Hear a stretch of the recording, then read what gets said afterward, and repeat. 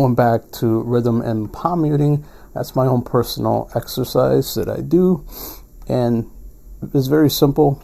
We're just doing an E chord, okay, and I'll show you that first part. Okay, palm muted, and then we're gonna go just 4, 3, 2, 1, the first pass, right? And we're just gonna gallop that, palm mute and gallop.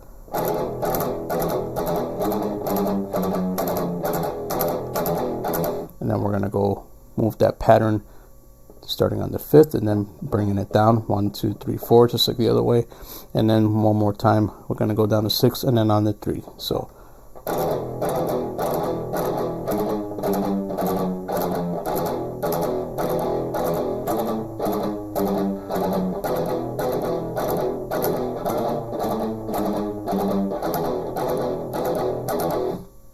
okay, very easy to do, and you can speed it up later down the road or slow it down. It's up to you. It's just getting that muscle memory on the fingers.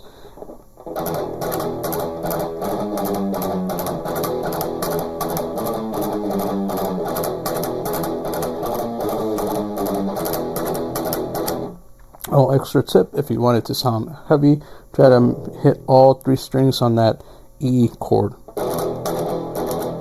As you can see right there. Okay.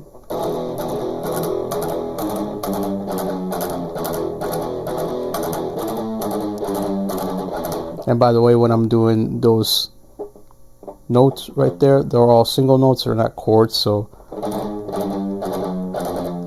okay, and that's a little gallop that I'm throwing in there.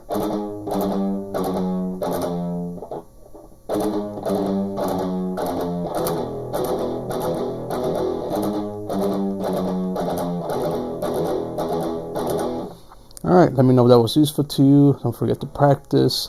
Give this video a thumbs up and don't forget to subscribe. It really helps me out. I'll see you in the next one. Bye.